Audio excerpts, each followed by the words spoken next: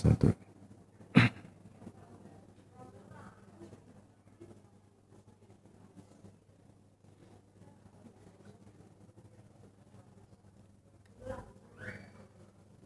Belum. Jangan dulu ya. Sudah.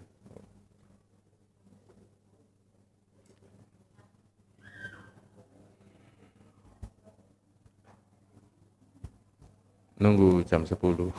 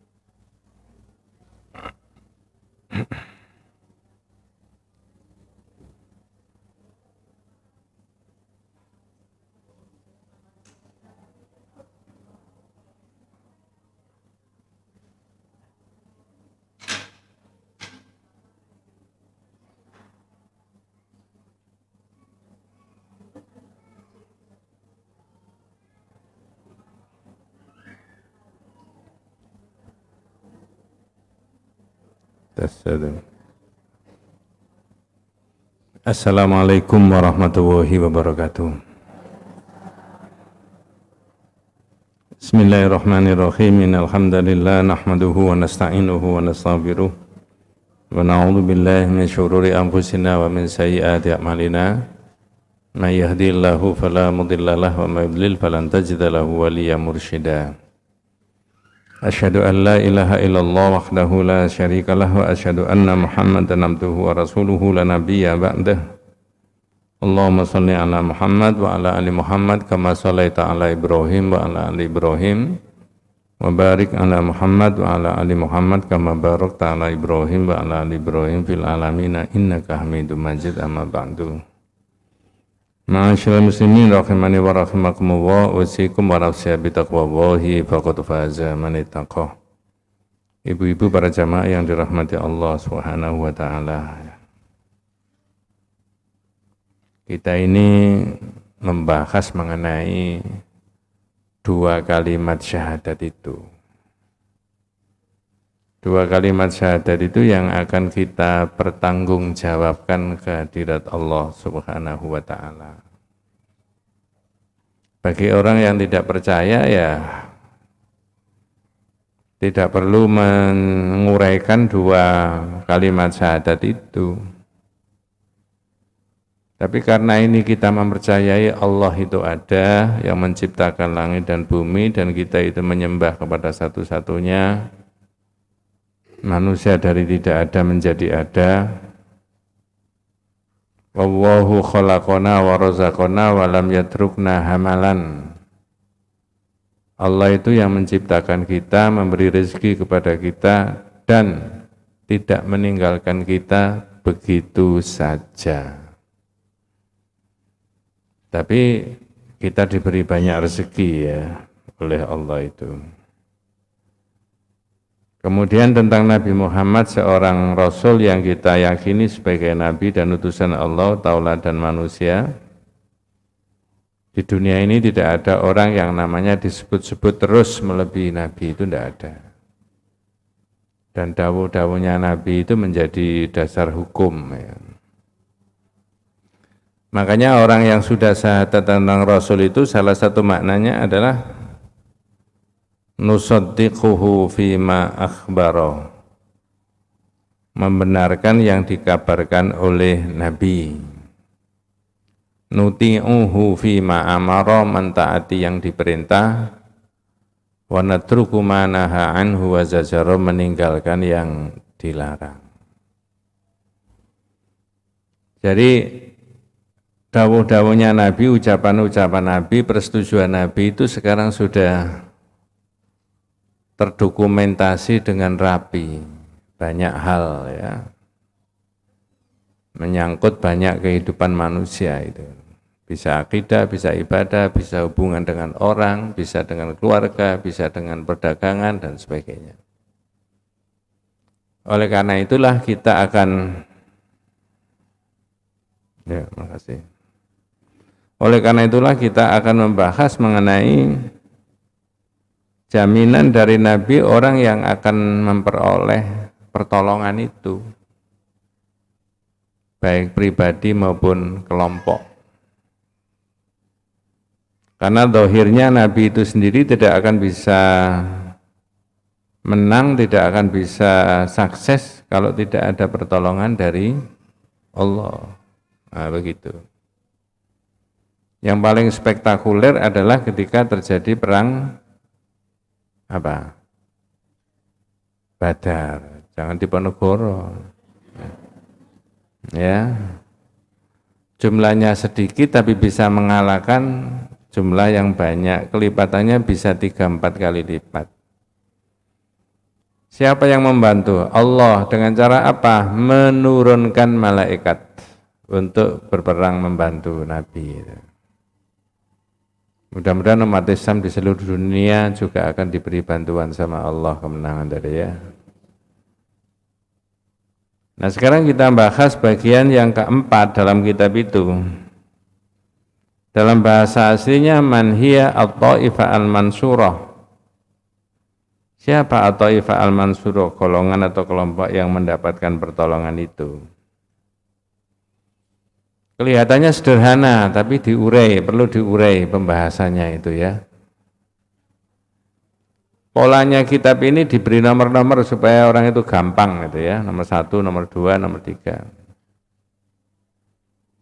Nomor 1, nomor 2 itu menjelaskan mengenai dalil hadis. Nomor 3, 4, 5, 6 dan seterusnya. Sampai nomor 6 itu pendapatnya para mujtahid, orang yang para ulama itu. Yang ada kitabnya bisa dibuka halaman 15. Nggih, Bu.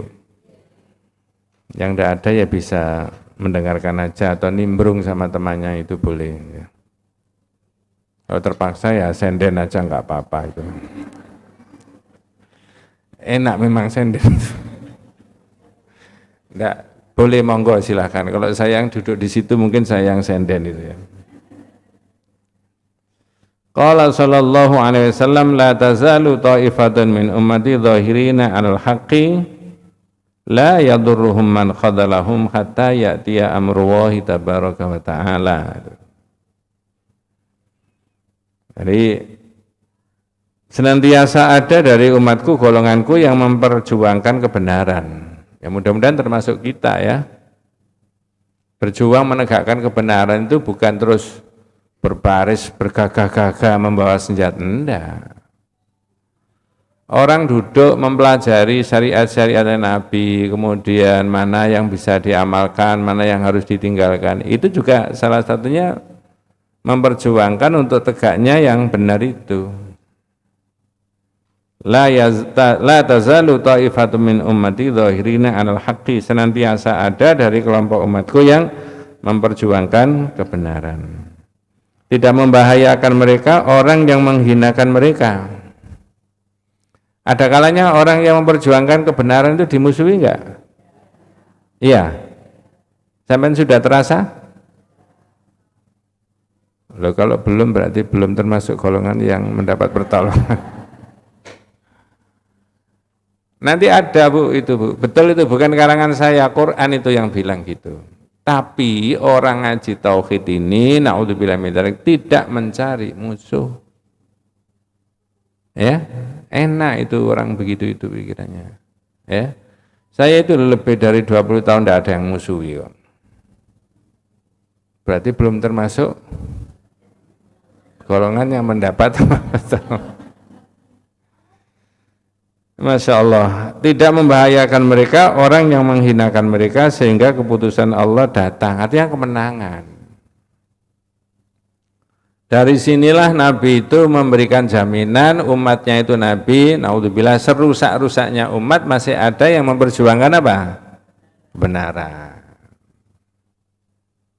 ya. Rasanya yang ngaji kayak kita itu istiqomah datang gini itu mungkin belum banyak ya. Tapi satu sisi saya merasa jamaah ini sudah istiqomah ya. Nah begitu ya. Kemudian dalil yang kedua, qala sallallahu alaihi wasallam idza fasada ahlus syam fala khaira fikum. Wala tazalu ta'ifatun min ummati mansuruna la yadurruhum man khadalahum hatta taqum as-sa'ah. Jika penduduk negeri Sam itu sudah rusak, yang ditunjuk oleh Nabi itu Sam, Yaman, maka tidak ada lagi kebaikan di antara kalian. Wong sudah rusak, nggak ada kebaikan. Dan senantiasa ada sekelompok dari umatku yang mendapatkan pertolongan. Masih ada.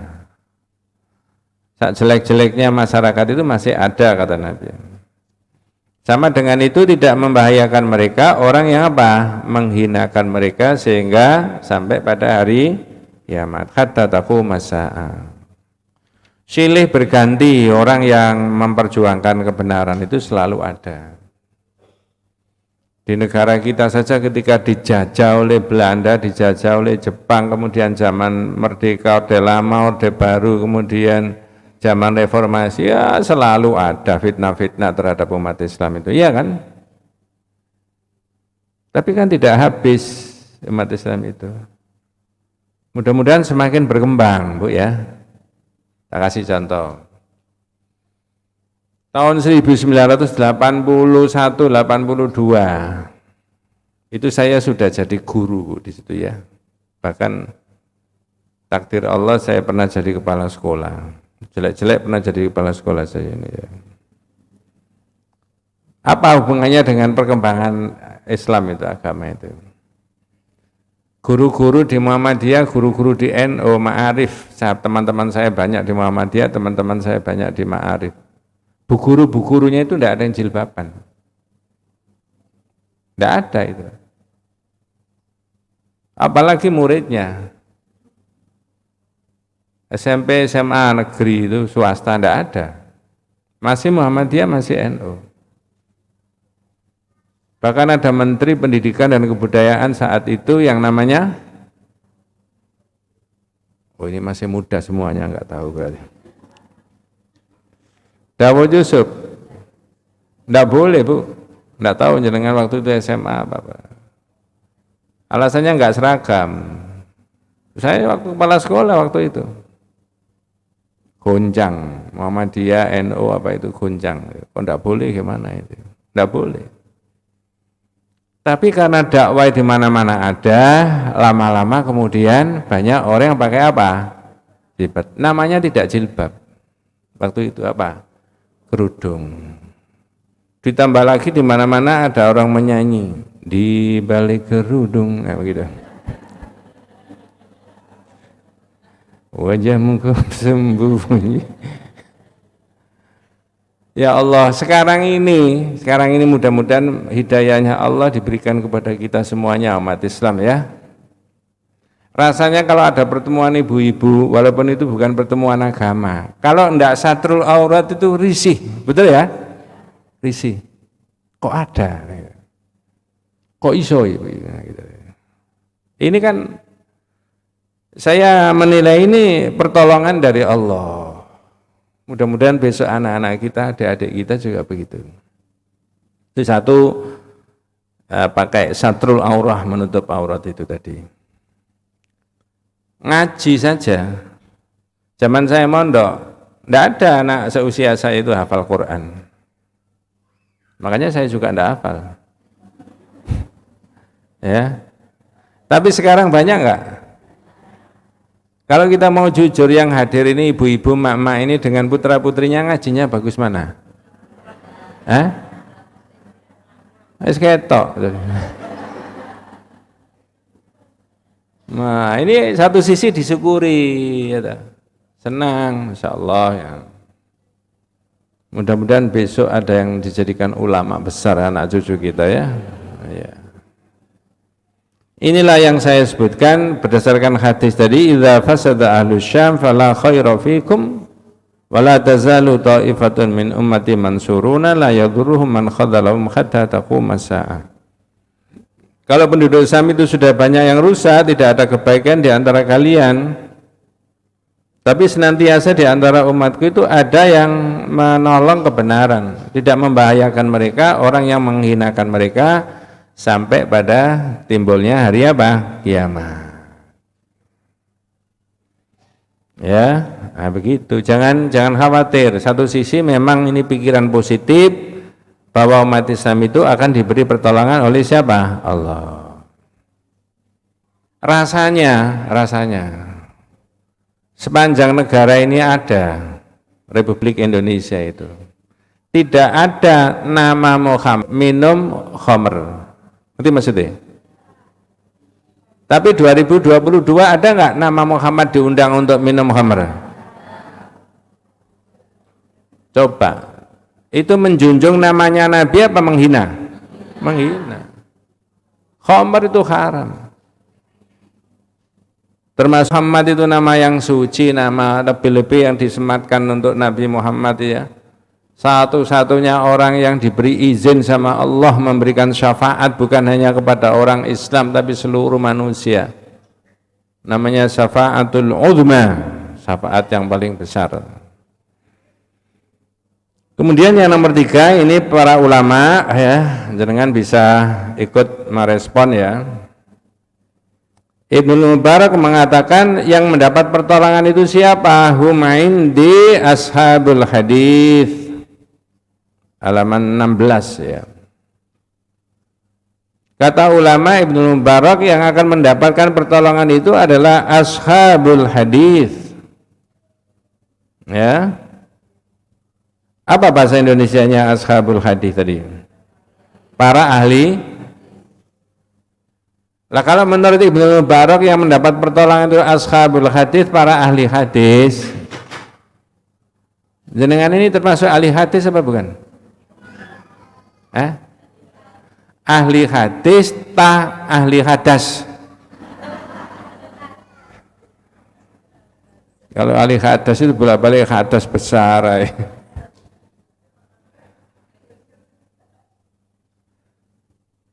Ashabul hadis ya. Kemudian yang keempat wa qala al-Bukhari qala Ali al-Madini hum ashabul hadis. Imam al-Bukhari juga menulis menurut Ali al-Madini dalam apa yang dinukil oleh Imam al-Bukhari, orang yang akan mendapatkan pertolongan itu adalah ashabul hadis, ahli. Nanti saya terangkan ahli hadis itu siapa. Mudah-mudahan yang hadir ini semuanya dan keluarganya termasuk ahlul hadis. Ya. Ustadz, enggak hafal, ngerasa 01, separuh aja enggak hafal. Nanti dibahas. Ya. Ini berarti kalau disebut ahlul hadis itu yang akan mendapat pertolongan atau ifa'al mansura, berarti harus berpegang pada dawuhnya Nabi hidup itu, bukan dawuhnya siapa-siapa. Itu loh ya. Imam Ahmad Ibnu Hanbal yang kelima, qala Ahmad Ibnu Hanbal ya. In lam takun hadhi at-ta'ifa al-mansura ahlul hadis fala adri manhum. Ada terjemahnya Bu? Biasanya ada yang baca. Kalau tidak ada tidak apa-apa. Oh nggih, monggo. Minta tolong Mbak dibantu ya. Nomor 5. Jika kelompok yang mendapat pertolongan itu bukan ashabul hadis, maka aku tidak tahu siapa lagi. Itu kata siapa? Imam Ahmad bin imam besar yang menjadi salah satu jalur mazhab itu mengatakan, loh yang mendapat pertolongan itu ahlu hadis. Tapi kalau yang mendapat pertolongan itu bukan ahlu hadis, ya enggak ngerti saya siapa maneh gitu loh. Enggak ada. Jadi berdasarkan hadis itu tadi, kemudian pendapatnya para ulama ya, Ibnu Mubarak, Al-Bukhari dari menukil Imam Ali Al-Madini, kemudian Imam Ahmad bin Hambal, semuanya mengatakan bahwa yang akan mendapat pertolongan adalah ahlul hadis. Tak potong dulu Bu, betapa luasnya hadisnya Nabi itu menyangkut banyak hal. Tak kasih contoh, orang bangun tidur saja loh, diatur enggak sama hadis? Ya toh? Biasanya kalau bangun tidur, ku terus enggak, orang ke kamar mandi itu diatur enggak sama? Ada ya. Ini diatur. Tidak ada yang tidak. Nanti keluar dari kamar mandi juga begitu, mau pakai pakaian juga begitu, kalau orang mau sholat juga begitu, mandi juga begitu, sarapan terus, pergi juga begitu. Berarti kalau muslim kita itu tidak bisa lepas daripada apa? Hadis. Tidak ada. Maka itulah Nabi itu betul-betul orang yang kita syahadatkan. Wa asyhadu anna Muhammad Rasulullah. Ya, tidak pernah ketemu kita, tapi meyakini. Mudah-mudahan besok kita semuanya dan keluarga semuanya itu masuk surga bersama Rasulullah Sallallahu Alaihi Wasallam. Gitu ya. Enggak mau enggak apa-apa, enggak usah dipaksa. Gitu. Loh ada loh yang enggak mau. Halo? Coba saya cek panjenengan. Bukan dites tapi dicek. Hadis tentang orang yang tidak mau masuk surga itu sudah pernah saya omongkan di sini apa belum? Mohon tidak nggoroi saya itu. Sudah. Itu loh yang ngaji Rebo ke-3. MT Tauhid itu loh. Wah, ngajinya MT Tauhid ini luar biasa. Gak terima di masjid itu nantinya. Tapi kemana? Wah.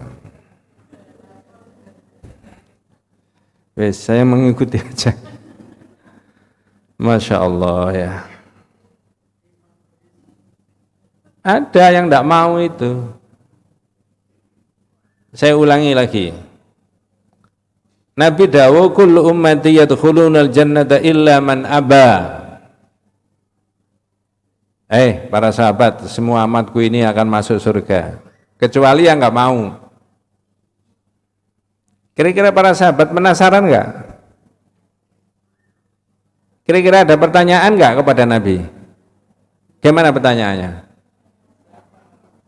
Siapa yang? Berarti pertanyaan sampean sama dengan pertanyaannya sahabat. Kecerdasannya mirip. Wa man aba ya Rasulullah, Nabi siapa yang enggak mau? Kok ada orang enggak mau masuk surga? Nabi dengan tegas mengatakan, man ata'ani dakhalal jannah. Siapa yang mentaati saya, orang itu akan masuk surga. Wa man asani faqad aba, ai dakhalan nar. Siapa yang mendurhakai saya, orang itu berarti orang itu mengabaikan dan orang itu tidak mau masuk surga. Mentaati Nabi dalam bidang apa?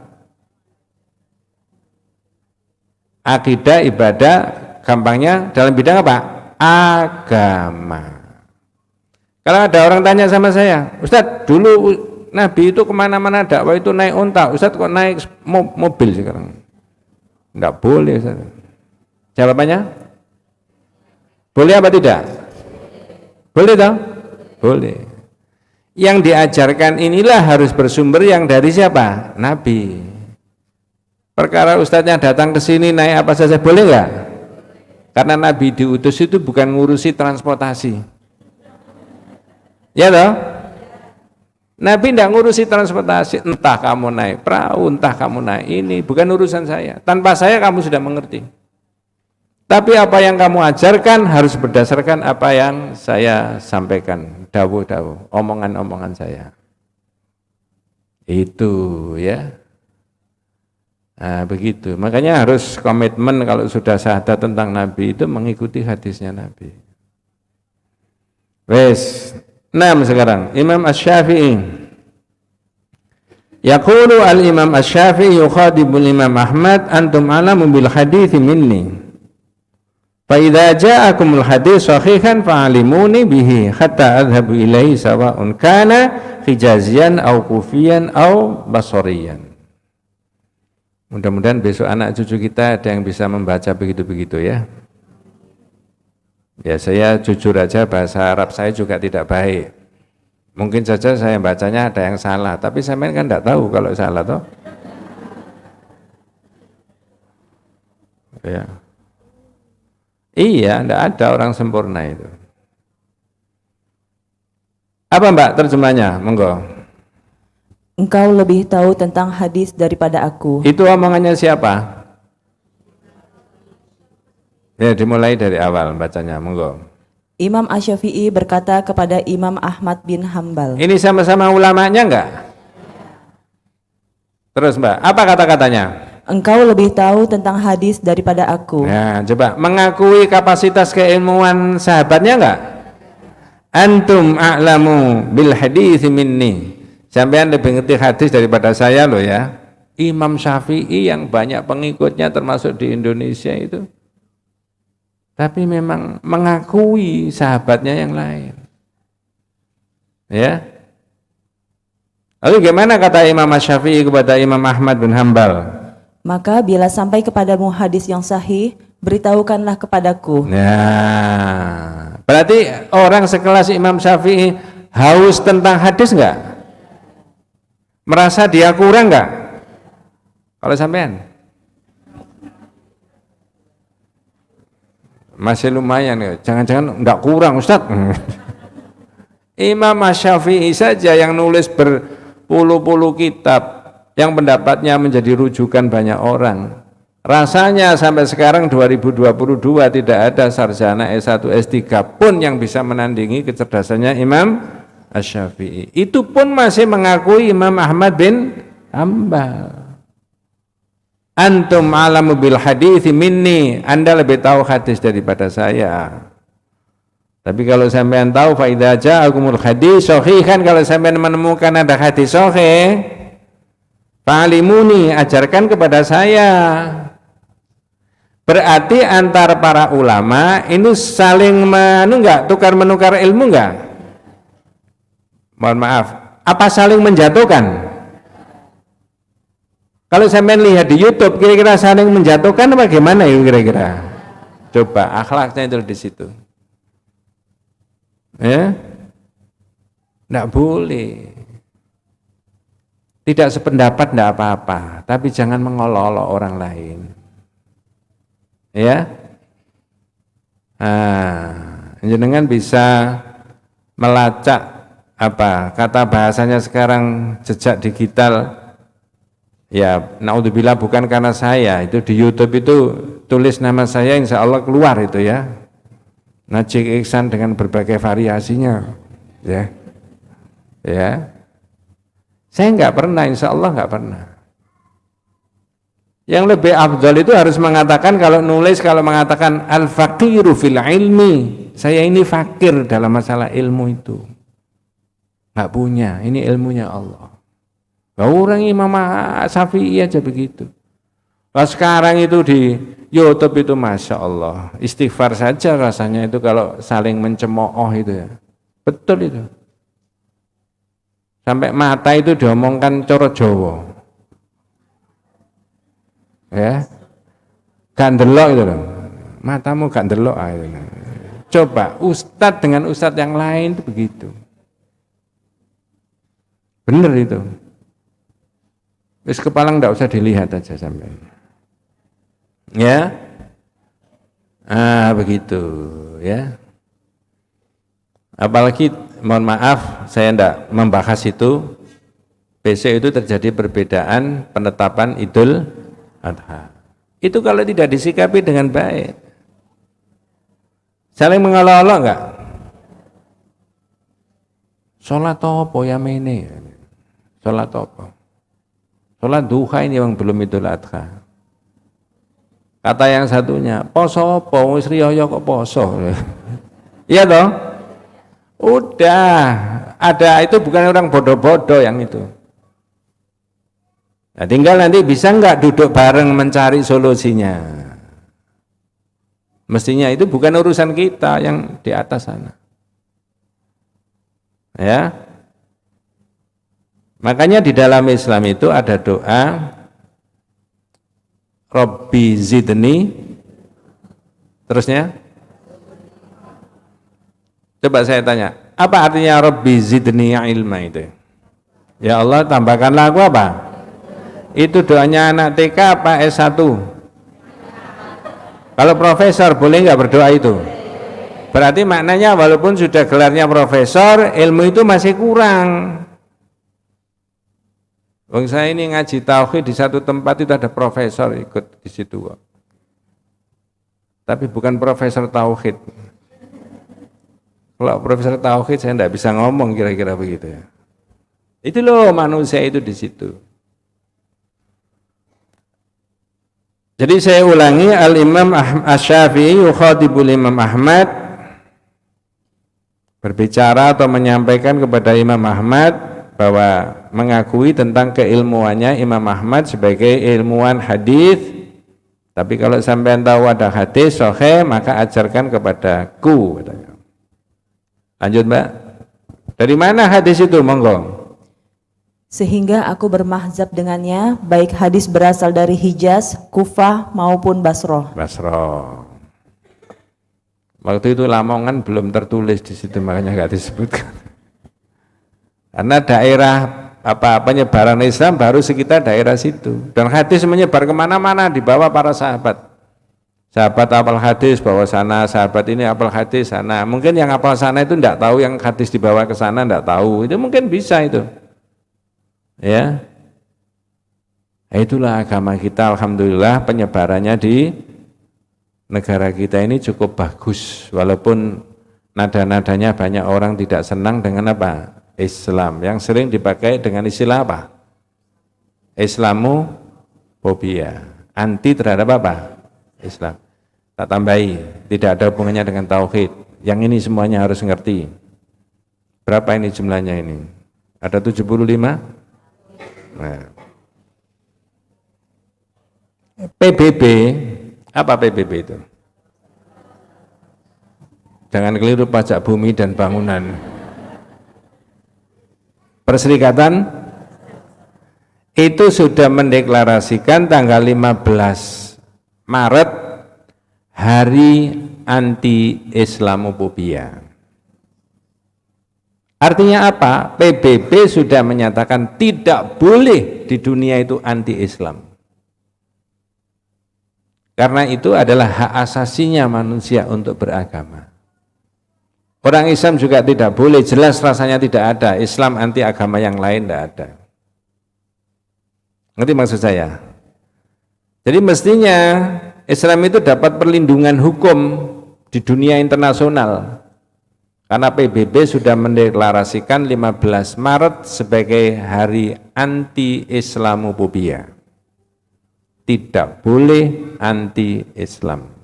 Makanya di dunia barat itu rada mereda, di Amerika juga rada mereda. Di Indonesia yang lagi apa? Ngetren. Ya, mudah-mudahan. Nah ini yang kita harapkan pertolongan dari Allah itu tadi. Wes, itu semuanya adalah dalilnya tadi Nabi mengatakan bahwa ada umat yang akan memperoleh pertolongan. Lalu baik Ibnul Mubarak, Al-Bukhari, Imam Ahmad bin Hanbal, Imam Asy-Syafi'i semuanya mengatakan yang mendapat pertolongan itu adalah ahlul hadis. Lalu siapa ahlul hadis itu? Ya, yang ketujuh. Inna ahlul hadis hum bihukmi ikhtisasihim fi dirasati sunnah wa ma yata'allaqu biha a'lamun nas qatibatan bi sunnati nabiyihim sallallahu alaihi wasallam wa hadihi wa akhlaqihi wa ghazawatihi wa ma yattasilu biha. Ada bahasa Indonesianya, Mbak? Monggo. Dengan spesialisasi studi dan pendalamannya di bidang sunnah serta hal-hal yang berkaitan dengannya, menjadikan para ahli hadis sebagai orang yang paling memahami tentang sunnah Nabi Shallallahu Alaihi Wasallam. Jadi maksudnya orang yang mau mengikuti sunnah Nabi yang disebut dengan ahlul hadis itu konsentrasinya di hadis. Bentar, bukan menghafalkan.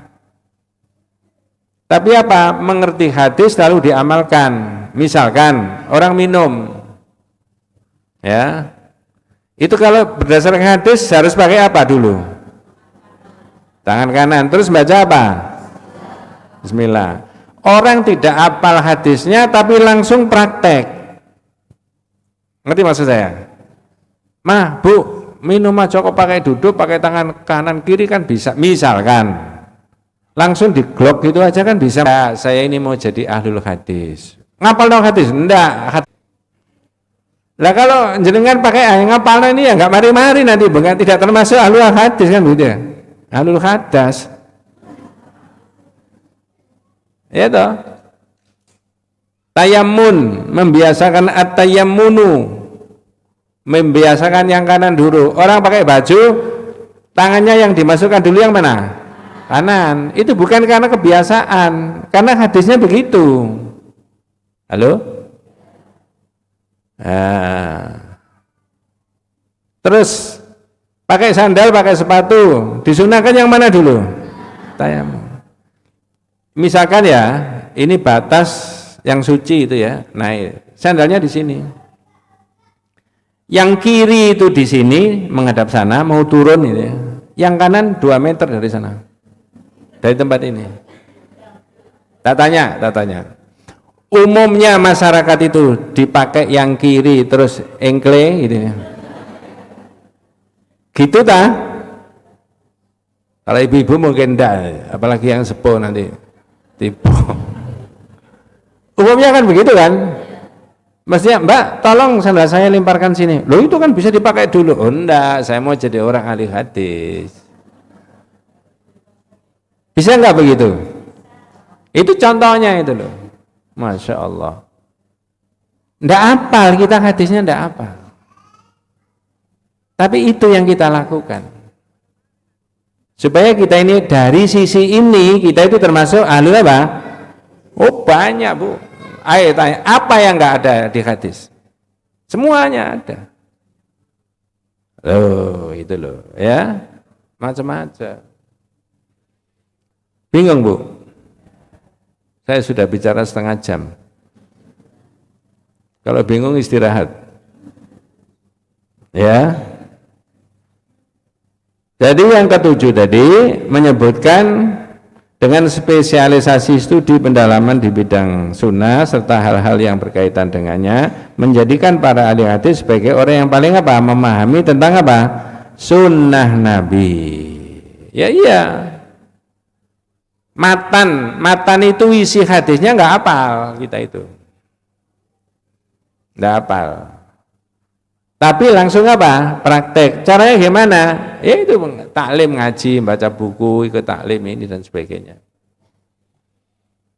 Makanya saya bolak-balik mengatakan orang Islam itu tidak boleh membiarkan dirinya tidak tahu. Apa tadi Bu? Orang Islam itu tidak boleh membiarkan dirinya tidak tahu agamanya. Nah kalau tidak tahu agamanya, caranya melaksanakan agama, mengamalkan agama, ngawur, tahawur, ya. Jangankan begitu. Orang kafir itu kalau malam tidur enggak? Orang yang tidak Islam itu loh, kalau malam tidur enggak? Kalau orang Islam, loh ini ada hadisnya, sama-sama tidurnya. Loh ini ada hadisnya, sama-sama tidurnya. Beda enggak mestinya tidurnya orang kafir sama orang Islam? Kalau orang Islam, nah, terus miringnya kemana? Kanan.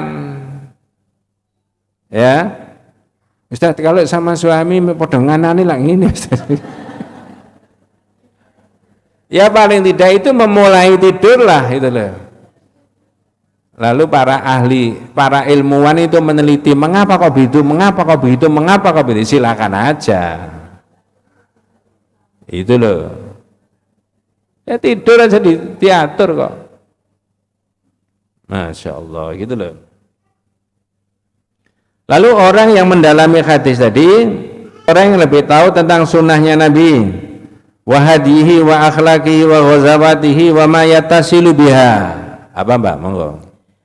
Tentang sunnah Nabi, petunjuk, akhlak, peperangannya, dan berbagai hal yang berkaitan dengan sunnah. Ya, coba tanya, akhlak-akhlaknya Nabi.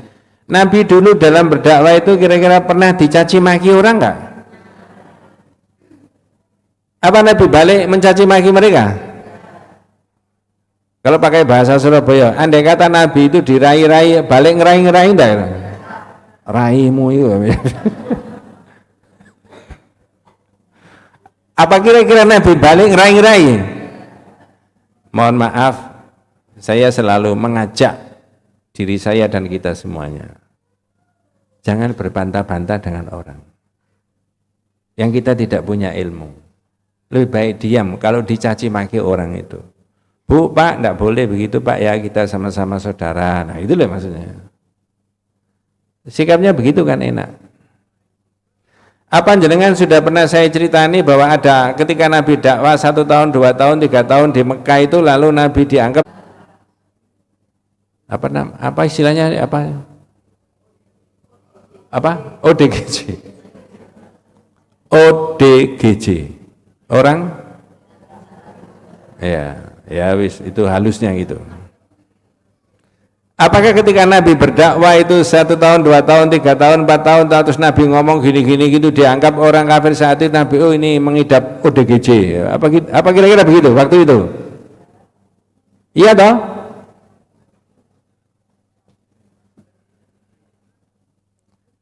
Terus ada orang yang datang mau nambani Nabi. Sudah pernah tak ceritani enggak? Udah. Kalau enggak siap ya terus saja, enggak usah cerita. Nabi dianggap sebagai orang gila, lalu ada orang dari Yaman datang ke Mekah mau nambani Nabi. Namanya Dimad al-Asdi. Jauh-jauh dari Yaman datang ke Mekah, dia belum tahu Muhammad itu mana, belum tahu dia. Tanya sana, tanya sini, ringkasnya cerita ketemu iki Muhammad. Coba perhatikan ngomongnya Dimad al-Asdi. Ya Muhammad, bukan ya Rasulullah, ya Muhammad. Sami'tu annakum majnun. Saya ini kok dengar katanya ente itu gini ya. Nabinya jenengnya digitukan. Ya, ana Dimad al-Asdi min Yaman. Saya ini Dimad al-Asdi dari Yaman. Apa kata Nabi? Falyadkhul ya Dimad, masuk Dimad. Nah, dimarahi. Nah, kalau kita gitu enggak tahan begitu itu. Begitu Dimad itu duduk, Nabi duduk, ya. Apa omongannya Nabi? Dimad, ana Muhammad Abdullah wa rasuluhu. Unzila alayyal wahyu walastu bimajnunin. Dimad, saya ini Muhammad. Nama saya Muhammad, hamba Allah, utusannya Allah. Saya tidak gila. Nah, coba ya. Dilanjut sama Nabi. Dimad, man ihtada falinafsi man dhalla fa innama yadillu 'alaiha. Kamu saya beritahu ya, gila. Bingung dia. Dites, nabinya dites. Apa ngetesnya? Ayyid ya Muhammad, ayyid ya Muhammad, ayyid ya Muhammad, sampai 3 kali. Ulangi, maksudnya dia iso enggak ngulangi lagi gitu. Oh gila ya, orgil. Ya. Ya karena Nabi sehat ya. Diulangi lagi. Dimad ana Muhammad Abdullah wa rasuluhu unzila alayyal wahyu walastu bimajnunin. Man ihtada falinafsi man dhalla fa innama yadillu 'alaiha. Saya ini nama saya Muhammad, hamba Allah, utusannya Allah. Saya tidak gila. Kamu saya beritahu ya, orang itu kalau tersesat tidak ada yang bisa memberikan hidayah kecuali Allah, dan orang itu kalau sudah diberi hidayah Allah tidak ada yang bisa menyesatkan. Langsung berubah Dimad. Gemeter tangannya Dimat itu. Wah, ini orang temenan ini. Tangannya diletakkan di pupunya Rasulullah, telapak tangannya kanannya. Apa ngomongnya? Ya Muhammad, ya Muhammad, amantu billah, amantu bi Rasulillah, asyhadu an la ilaha illallah wa asyhadu anna Muhammadar Rasulullah. Coba, beriman enggak? Belum diberi apa-apa sama Nabi, belum diterangkan agama, hanya diterima dengan baik oleh Nabi. Walaupun Nabi dianggap apa tadi? Gila. Saya berdakwah enggak ada orang yang mengatakan gila. Masih enteng. Ya. Nah, tapi Nabi kita itu pernah digitukan, tidak marah. Malah diberitahu. Akibatnya apa? Masuk Islam. Dakwah itu di situ. Ya, jenengan ini juga kewajiban dakwah. Orang yang tidak biasa ngaji, nggak begini, salah diajar. Tidak bisa sehari, 2 hari, tidak bisa terus begitu. Angel Ustaz tuturannya ya wis. Enggak. Ya. Nah itu loh, Masya Allah, luar biasa. Itu petunjuknya, akhlaknya Rasulullah, peperangannya Rasulullah, mayat tasilubiyah. Jadi kalau mempelajari hadis, di situ ada banyak. Sunnahnya Nabi ada, petunjuk-petunjuknya Nabi dalam banyak aspek ada, akhlaknya Nabi ada, bagaimana akhlaknya Nabi ketika perang. Ya. Perang itu kemudian apa ya, membabi buta semuanya, enggak boleh itu ya. Ya begitu. Ya saya enggak boleh ngomong andai kata. Kalau 2022 ini kemudian Nabi itu datang ada mendamaikan Rusia sama Ukraina, damai enggak kira-kira?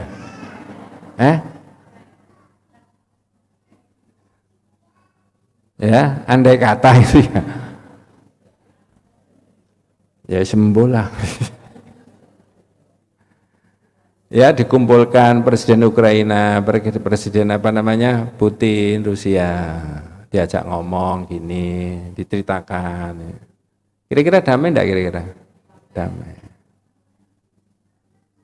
Ya. Cuma saya enggak ngomong gini, wong enggak Nabi jangan mendamaikan, ya gak iso. Masya Allah. Fa ahlul hadis, nah ini Mbak, monggo. Ahlul hadis itu nanti akan ada jaminan ini, hasyarnallahu ma'ahum. Masya Allah. Mudah-mudahan kita dikumpulkan oleh semuanya, semua orang yang ahli-ahli hadis ya. Apa sikap mereka? Ini yang penting itu. Orang ngaji itu ini yang paling utama itu. La yata'assabuna liqauli syakhsin muayyanin mahma ala wa sama hasya Muhammadan sallallahu alaihi wasallam. Monggo, Pak. Semoga Allah mengumpulkan kita bersama mereka, Ya. tidak fanatik terhadap pendapat orang tertentu.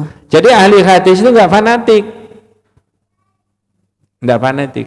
Artinya enggak jadi guruku ngene. Enggak. Kalau gurumu ngomong berdasarkan hadis boleh. Makanya mohon maaf, saya ngajinya di mana-mana selalu harus pakai apa? Kitab. Ada yang belum kebagian kitab tadi ini? Ya, jalannya sendiri. Enggak, nanti kalau ada dibagi.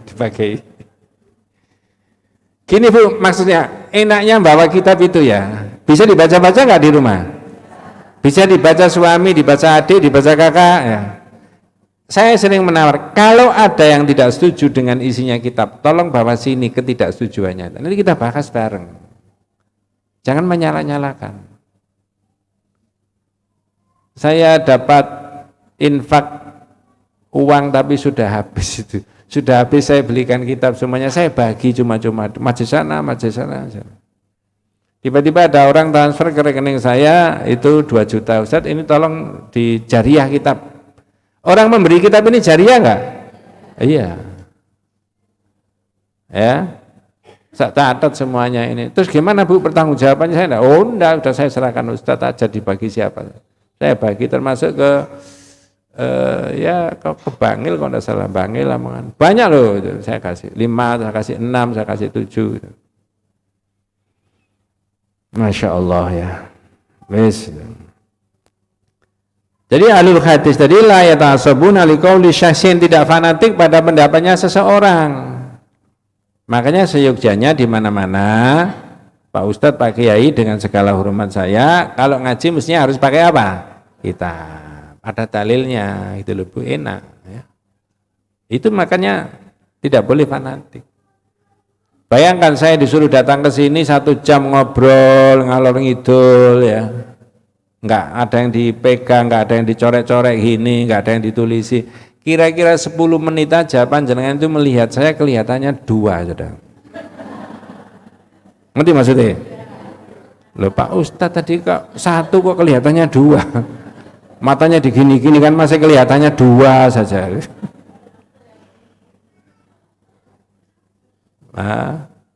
Gitu loh. Udah ya Pak. Temanya MT Tauhid itu ukhuwah. Ukhuwah. Bukan untuk saya, untuk kita semuanya. Karena apa?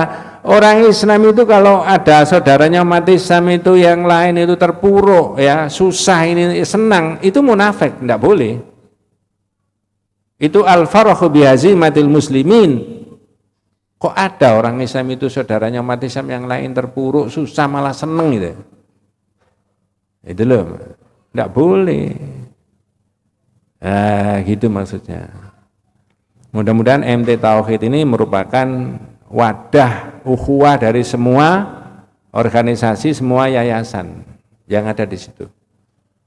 Ya, ada yang katakan, Ustadz saya Aisyah boleh ikut aja? Oh boleh. Saya Muslimat NU boleh? Boleh. Saya manhajnya ikut Salafi, monggo, enggak apa-apa. Boleh toh? Saya enggak pakai gitu-gituan, ya, enggak. Boleh enggak apa? Saya pakai gitu-gitu, enggak pakai gitu-gitu ya boleh juga. Itu namanya ingin ada ukhuwah di antara saudara kita. Nanti kalau saya salah di dalam memberi pelajaran di Rabu ketiga, ya silakan ditegur kalau tidak mengarah pada ukhuwah. Begitu. Tidak fanatik kepada dawuhnya seseorang. Lanjut Pak, monggo. Tidak fanatik terhadap pendapat orang tertentu, betapapun tinggi derajat orang tersebut. Ya. Mereka hanya fanatik. Bentar Bu, Mbak ya. Ada kemungkinan derajatnya orang setinggi-tingginya bisa salah nggak? Bisa salah nggak? Ada dalilnya kalau manusia itu semuanya bisa salah. Kullu bani Adam khata', tiap anak Adam itu kemungkinan bisa salah. Berarti Nabi Muhammad kemungkinan bisa salah nggak? Halo? Tapi kalau Nabi Muhammad yang salah gimana caranya? Langsung ditegur oleh Allah. Berarti sepanjang hidupnya setelah Rasulullah menyelesaikan tugas dakwah usia 63 tahun wafat, berarti sudah tidak ada yang salah. Halo? Karena sepanjang hidupnya kalau ada yang salah dalam masalah agama ditegur sama Allah. Lah kita ini bukan nabi, salah biarin aja. Makanya standarnya supaya tidak salah, pakai kitab, pakai dalil. Dalam kitab yang kita kaji yang Rebo ketiga tadi, Al-Usulul Tsalatsa itu ya, wajib orang itu ma'rifatullah, ma'rifatun nabiyyi, ma'rifatu dinil Islam bil adillah. Mengerti tentang Allah, mengerti tentang nabinya, mengerti tentang agamanya, semuanya itu harus pakai apa? Dalil. Ya, yajibu alaina ta'allumu arba'i masail. Wajib kita itu untuk mengerti 4 hal. Pertama al-ilmu, ilmu. Ilmu apa? Ma'rifatullah, ma'rifatu nabiyhi, ma'rifatu dinil Islam. Mengerti tentang Allah, mengerti agama Nabi dan mengerti agama. Yang kedua al-amalu bihi, mengamalkan. Yang ketiga ad-da'watu ilaihi, mendakwahkan. Yang keempat as-sabru 'alal adza fihi. Sabar ketika menjalankan dakwah dan menjalankan agama itu kemudian disakiti oleh orang. Apa mungkin? Ya mungkin. Kok iso? Ya iso, ngene kok gak iso. Nah, begitu ya. Jadi saya ulangi, kalau Nabi ditegur, ada contoh di Quran, saya sudah ulangi berkali-kali itu. Siapa yang ngapal? Abasa wa tawalla an ja'ahul Itu tegurannya Allah kepada Nabi ketika Nabi tidak perhatian ada orang buta mau masuk. Bahasa Jawanya apa? Iya, melengos, nggak perhatian. Oleh Allah nggak boleh. Jadi nggak ada yang salah. Ya. Yang kedua ditegur oleh Allah yang kita ketahui apa? Minum madu. Madu yang mana? Ya madu yang di tangan kananmu itu. Nabi minum madu, terus pindah ke istri yang satunya, ini cemburu, yang kedua tadi.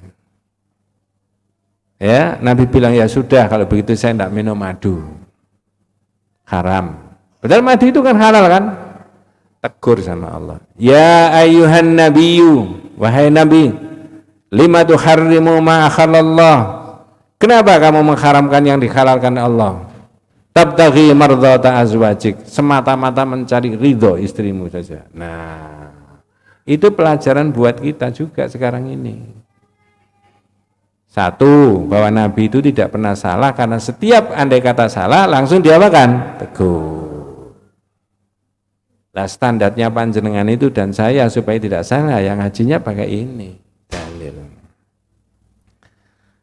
Kemudian bi khilafi ghairihim, monggo Mbak. Mereka hanya fanatik kepada Rasulullah SAW. Nah, itu ahli hadis, fanatik sama Nabi. Sampai kadang-kadang orang saking fanatiknya Nabi bukan dawuhnya tok. Ada yang berpendapat mungkin ustadz-ustadz ada yang pakai jubah. Boleh kan? Boleh. Ada di sini yang pakai jubah, ustadznya. Tidak ada. Boleh kan? Jangan dihina. Saya saking mencintai Nabi, Nabi dulu jubahan saya tak ini. Ya monggo silakan, tidak apa-apa. Saya juga punya jubah itu di rumah. Lah nanti kalau saya pakai tidak jadi ngaji, itu sak jam ndelok aku toh.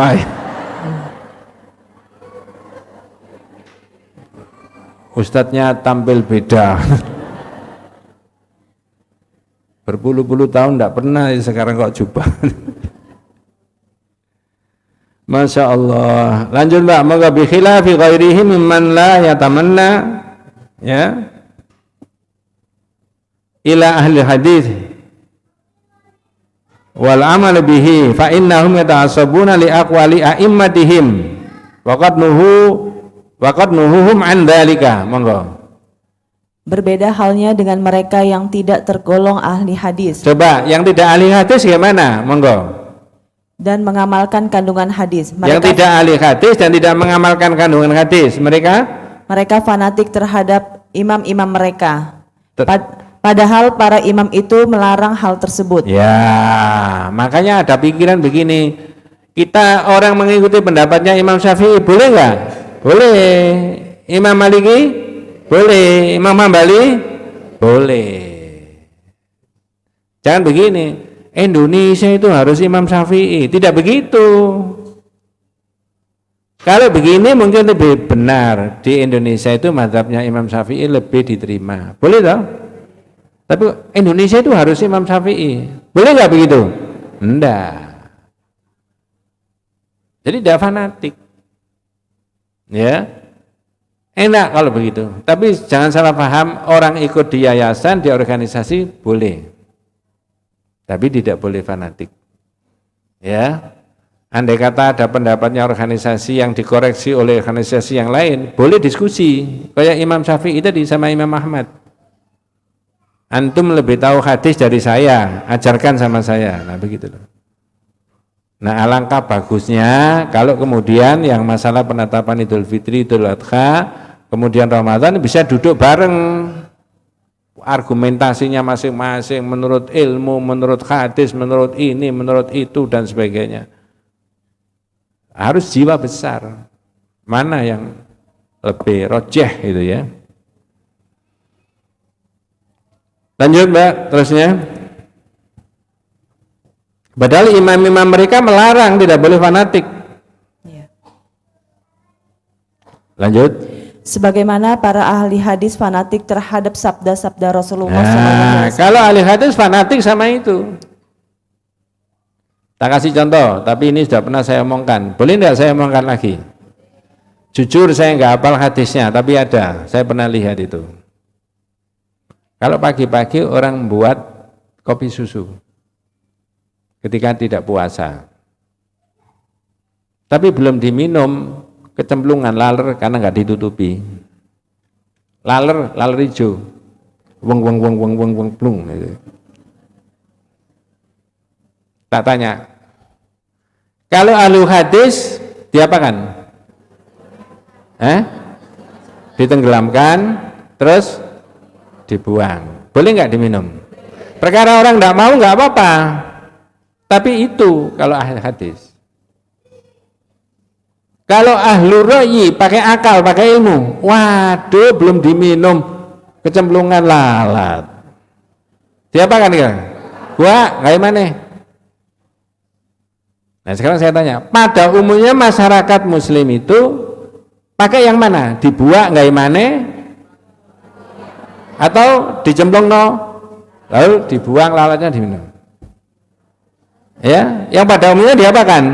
Dibuang. Kalau hadis boleh, perkara nanti ada penelitian gini-gini silakan aja, tapi fanatiknya sama Nabi. Nabi bilang gitu, saya buang.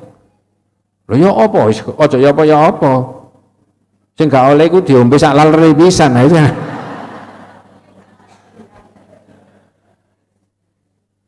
Gitu loh Bu contohnya. Nah itu. Contoh yang kalau fanatik ahlu hadis.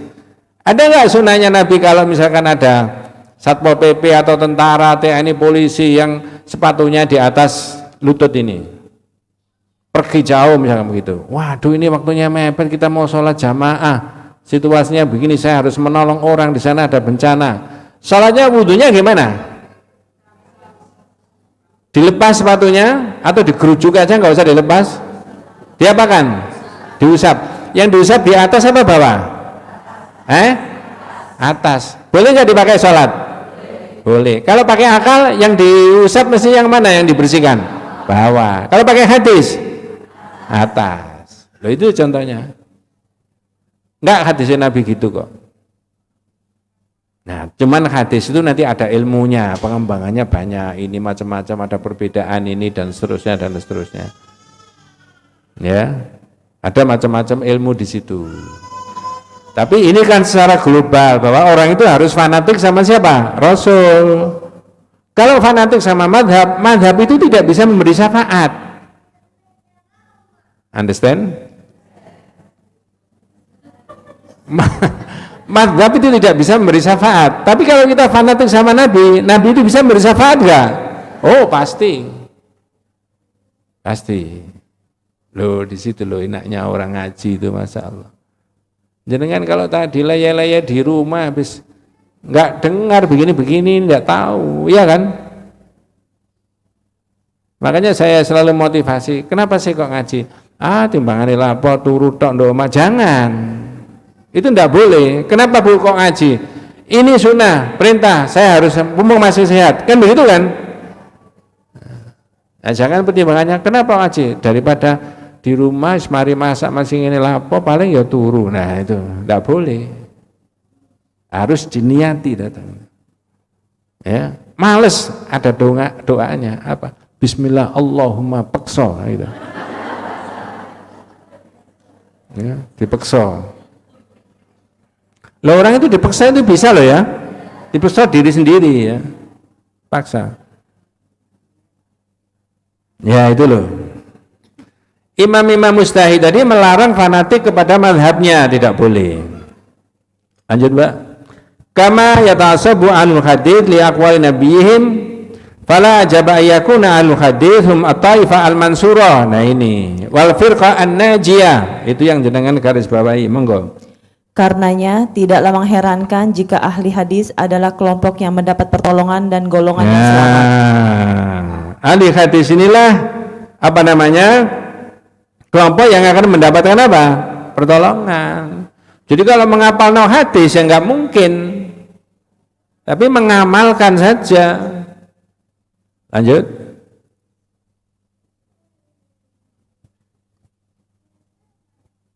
Nggih, terusnya Pak, monggo. Kitab Al-Baghdadi dalam kitab Oh, sudah selesai ya. Kita agak beda lagi ya. Maka di sini diterangkan ya, maka tidak heran bahwa ahlul hadis dan inilah golongan yang akan mendapat pertolongan dan golongan yang apa? Yang akan apa? Memperoleh kemenangan. Nah, itu harus kita rebut bahwa kita ini harus menjadi ahlul hadis, fanatik sama Nabi karena sudah syahadat wa asyhadu anna Muhammadan Rasulullah. Sebelum dilanjut ada yang ditanyakan? Masa 200 nggak ada yang tanya? Nggih Bu, monggo. Nggih. Jangan repot-repot ya pertanyaannya. Nggih. Kenapa? Oh.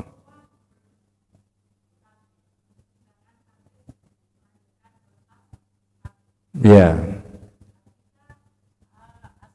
Hadis berarti harus lepas sepatu. Nggih.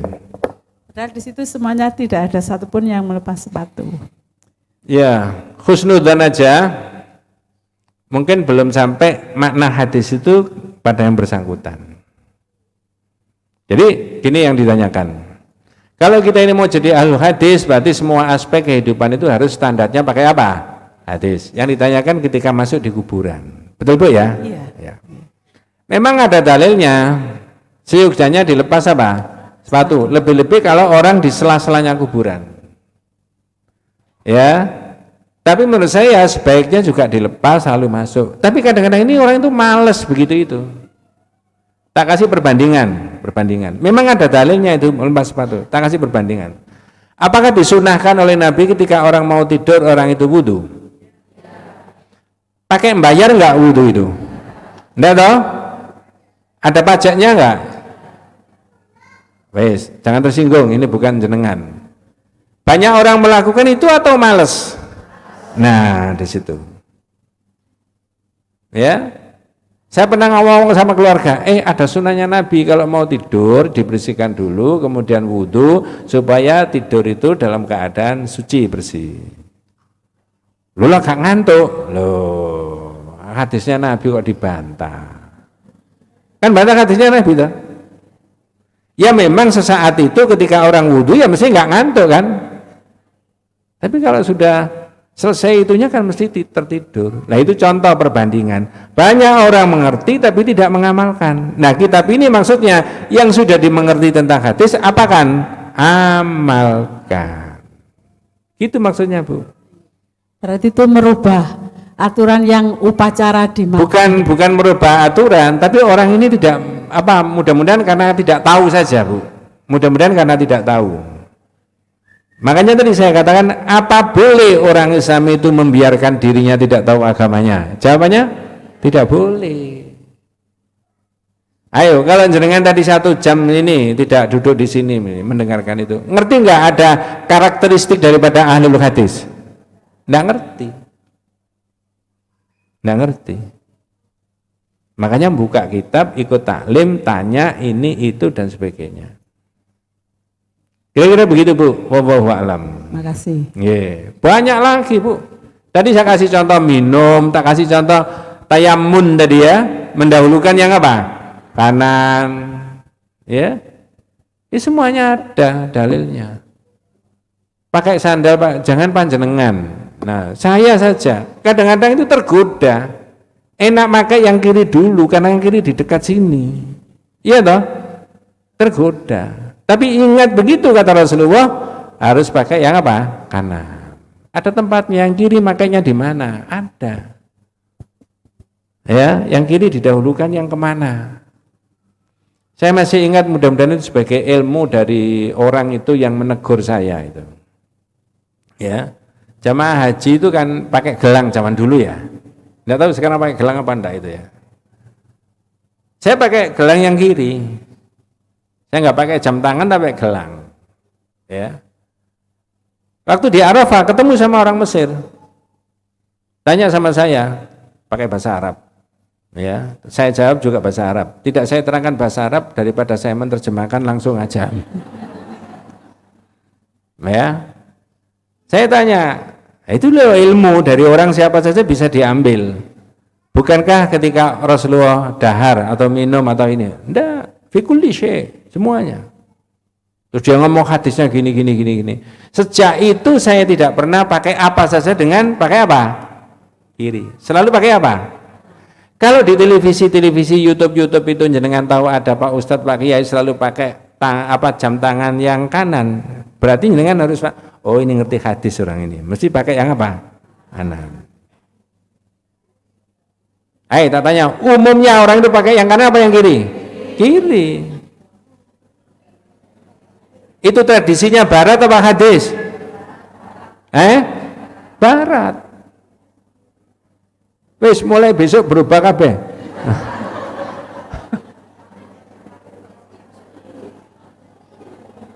Iya. Loh, ya kita sendiri kepada saya masih ingat sampai sekarang itu loh. Dia itu orang Mesir itu ternyata juga mubalek, tapi dia tentara. Ana mubalek, ana jundi. Oh, jundi. Aksanda. Ya. Bahasa Arab. Dia ngomongnya panjang tapi saya ngomongnya sedikit-sedikit aja. Loh di situ. Jadi pakai itu ahlu hadis itu semuanya begitu. Tidak ada yang tidak. Hanya saja Bu, saya balik lagi. Nanti ada kadarnya. Kadarnya gimana? Ini wajib apa ini? Nah, tapi kalau mau betul-betul mengikuti Nabi ya harus berpegang pada itu tadi supaya ahlu hadis yang dapat pertolongan tadi. Ya. Wallahu a'lam. Gitu ya. Gimana Bu? Ya ketika mau masuk di kuburan. Ya. Tapi wah ini tidak mungkin jembrot kabeh madzorot. Nah itu disitu kadarnya hadis ini perintah itu haram apa makruh apa ini dan jadinya begitu. Lah kalau haram berarti orang yang tidak melepas ini dosa semuanya kan? Itu loh. Tapi kalau saya Bu ya. Sunnah itu jangan diturunkan derajatnya. Tak kasih contoh. Siap enggak mendengarkan 2 menit lagi? Kalau dia siap, wabillahi taufik walhidayah. Saya ulangi, sunnah itu jangan diturunkan derajatnya. Gimana kalau begitu? Tak tanya. Puasa 6 hari setelah Ramadan itu hukumnya apa? Maksudnya? Kalau dikerjakan, kalau tidak dikerjakan, tidak dosa. Jadi andai kata orang tidak puasa bulan Syawal, tidak berdosa. Kira-kira penjelasan itu sama dengan penjelasan Pak Guru kita zaman dulu. Dengan segala hormat saya Pak Guru. Anak-anak setelah Ramadan ada puasa 6 hari, itu hukumnya sunnah, kata Pak Guru. Muridnya cerdas kayak panjenengan. Hukumnya apa Pak Guru? Sunnah. Maksudnya apa Pak Guru? Sunnah itu kalau dikerjakan dapat pahala, kalau enggak berdosa. Temannya tanya, oh jadi andai kata enggak puasa enggak berdosa Pak Guru, beda dengan Ramadan. Ya iya enggak puasa enggak berdosa, kalau Ramadan berdosa. Pak Gurunya menerangkan kayak begitu, betul ya? Makanya dadine kayak sampean niku.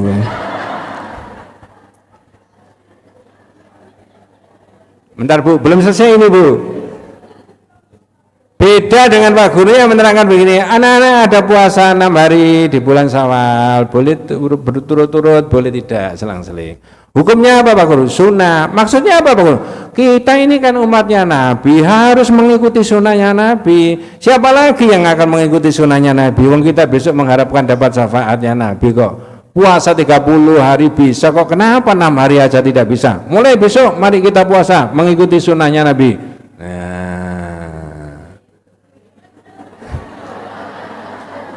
Kalau begitu caranya puasa semuanya ya? Makanya jangan derajatnya diturunkan. Ya memang tidak apa-apa, tapi kalau mengikuti sunnah kan tidak begitu. Gitu Bu ya. Masya Allah, mudah-mudahan kita semuanya senantiasa Ustadz, ada pertanyaan. Oh masih, oke. Pertanyaan online Ustadz. Ya. Bagaimana mengingatkan sahabat atau teman supaya tidak tersinggung dalam melakukan kegiatan sehari-hari, misal minum dengan tangan kanan dan lain sebagainya? Sudah. Jangan begini, kalau tahu sahabat mau minum dengan tangan kiri, bahwa dia itu tamplekan gini ya. Jangan. Pertama menurut saya ini cara Bu, diakrabi dulu sahabat itu. Diakrabi, diajak gini, diberi contoh ini. Ente loh kalau siap minum pakai tangan kanan, oh ada hadisnya. Ya, lalu diberitahu. Sampai itu sebenarnya lebih elegan loh kalau pakai tangan kanan itu. Masa kayak orang-orang Eropa yang tidak beragama. Nah, sekali itu begitu. Kalau tidak mangsa sekali, ya 2 kali, ya 3 terus. Itu caranya kayak Nabi tadi loh, di mata Al-Asdi tadi loh. Yang tadi saya ceritakan, begitu datang dia ngomong gila-gila tentang Muhammad tadi loh. Masuk Islam nggak asalnya? Tapi karena lesannya Rasulullah itu bagus, enak didengarkan, berubah di iman itu. Kita juga begitu kepada orang itu. Harus pakai yang bagus. Ngomongnya yang enak ya. Mas, sini duduk Mas. Nah, ini minumnya. Tangan kanan dulu ya. Nah, misalkan begitu ya. Nanti lain kali diberitahu. Memang tidak bisa cara kata wong Jawa sak dek sak nyet ngerubah itu tidak bisa. Pelan-pelan. Ya sak dek sak nyet ta. Apa bahasa Indonesianya sak dek sak nyet itu? Langsung tiba-tiba jadi itu tidak bisa. Jadi begitu tahu temannya minum pakai tangannya, kok niku ngombe dari wangi setan kok niku. Mangkane jeromu iku ngene setan tok ya. Kira-kira menerima ndak? Ndak. Makanya omong kamu gak tahu bener orang jerone ana setan ya. Jangan. Ada di Quran ini, la yastawil hasanatu wala sayyi'a idfa billati yahsan fa idzal ladzi bainaka wa bainahu adawatun ka'annahu waliyyun hamim. Tidak sama antara kebaikan dengan ketidakbaikan. Tidak sama antara minum pakai tangan kanan dengan tangan yang kiri. Maka idfa billati yahsan, tolaklah yang tidak baik itu dengan caramu yang baik. Fa idzal ladzi bainaka wa bainahu adawatun, kalau dulunya ada permusuhan, ka'annahu waliyyun hamim, sekarang menjadi persaudaraan yang sangat kuat karena cara menyampaikan kebaikan tadi dengan cara yang apa? Baik. Oh, panjang kalau ini dibahas itu. Al-haqqu bila nidhamin yaghlibul batilu binidhamin. Barang yang benar kalau tidak diatur dengan baik bisa dikalahkan dengan barang yang batil, tapi barang yang batil diatur dengan cukup bagus. Nanti lain kali saya terangkan itu. Ya. Nah, begitu Bu ya? Oke? Oh, oke. Mudah-mudahan kita semuanya, keluarga kita semuanya senantiasa diberikan rahmat barokah hidayah Allah Subhanahu wa taala. Hadanallahu wa iyyakum ajmain. Kita tutup dengan doa kafaratul majlis. Subhanakallahumma wa bihamdika asyhadu an la ilaha illa anta astaghfiruka wa atubu ilaik. Assalamualaikum warahmatullahi wabarakatuh.